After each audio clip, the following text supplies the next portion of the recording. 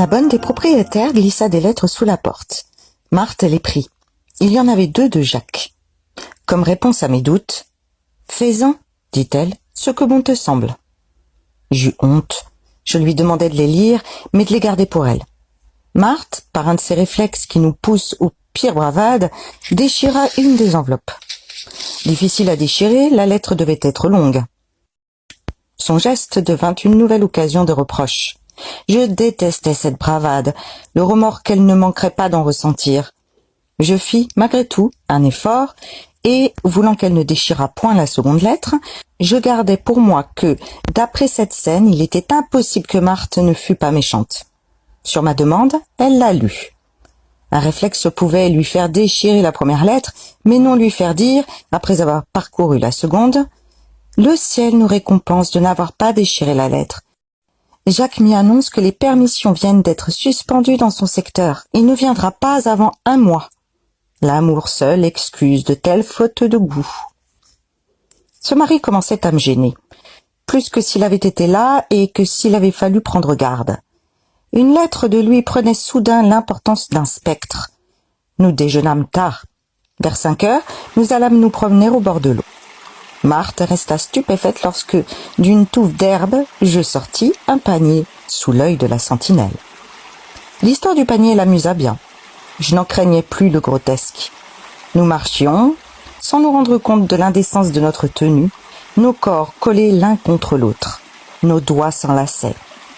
Ce premier dimanche de soleil avait fait pousser les promeneurs à chapeau de paille, comme la pluie les champignons.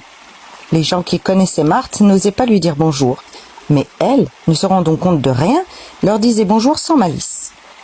Ils durent y voir une fanfaronnade. Elle m'interrogeait pour savoir comment je m'étais enfuie de la maison. Elle riait, puis sa figure s'assombrissait. Alors elle me remerciait, en me serrant les doigts de toutes ses forces, d'avoir couru tant de risques. Nous repassâmes chez elle pour y déposer le panier. À vrai dire, j'entrevis pour ce panier, sous forme d'envoi aux armées, une fin digne de ses aventures. Mais cette fin était si choquante que je la gardais pour moi.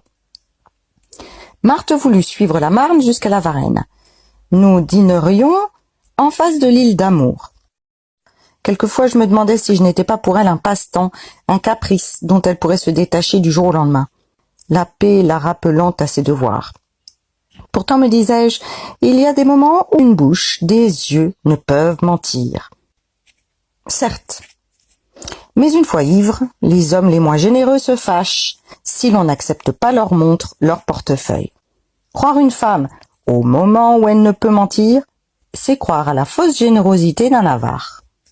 Ma clairvoyance n'était qu'une forme plus dangereuse de ma naïveté. Je me jugeais moins naïf, je l'étais sous une autre forme, puisqu'aucun âge n'échappe à la naïveté. Celle de la vieillesse n'est pas la moindre. Cette prétendue clairvoyance m'assombrissait tout, me faisait douter de Marthe. Plutôt, je doutais de moi-même, ne me trouvant pas digne d'elle.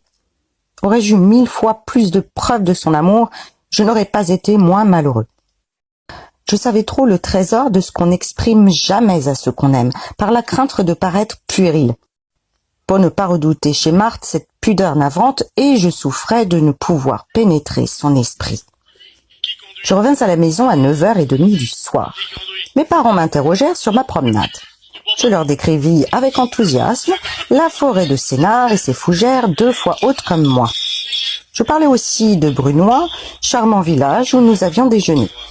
Tout à coup, ma mère, moqueuse, m'interrompant. « À propos, René est venu cet après-midi à 4h, très étonné en apprenant qu'il faisait une grande promenade avec toi. » J'étais rouge de dépit. Cette aventure et bien d'autres m'apprirent que, malgré certaines dispositions, je ne suis pas fait pour le mensonge. On m'y attrape toujours. Mes parents n'ajoutèrent rien d'autre. Ils eurent le triomphe, modeste.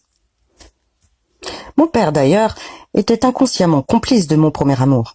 Il l'encourageait plutôt, ravi que ma précocité s'affirmât d'une façon ou d'une autre.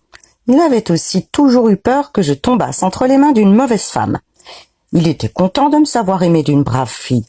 Il ne devait se cabrer que le jour où il eut la preuve que Marthe souhaitait le divorce. Ma mère, elle, ne voyait pas notre liaison d'un aussi bon œil. Elle était jalouse. Elle regardait Marthe avec des yeux de rivale. Elle trouvait Marthe antipathique, ne se rendant pas compte que toute femme, du fait de mon amour, le lui serait devenue. D'ailleurs, elle se préoccupait plus que mon père du « qu'en dira-t-on ». Elle s'étonnait que Marthe puisse se compromettre avec un gamin de mon âge. C'est ainsi que pour avoir une maîtresse dont le mari était soldat, je vis peu à peu, et sur l'injonction de leurs parents, s'éloigner mes camarades. Ils disparurent par ordre hiérarchique, depuis le fils du notaire jusqu'à celui de notre jardinier. Ma mère était atteinte par ces mesures qui me semblaient un hommage. Elle me voyait perdue par une folle. Elle reprochait certainement à mon père de me l'avoir fait connaître et de fermer les yeux. Mais estimant que c'était à mon père d'agir, et mon père se taisant, elle gardait le silence.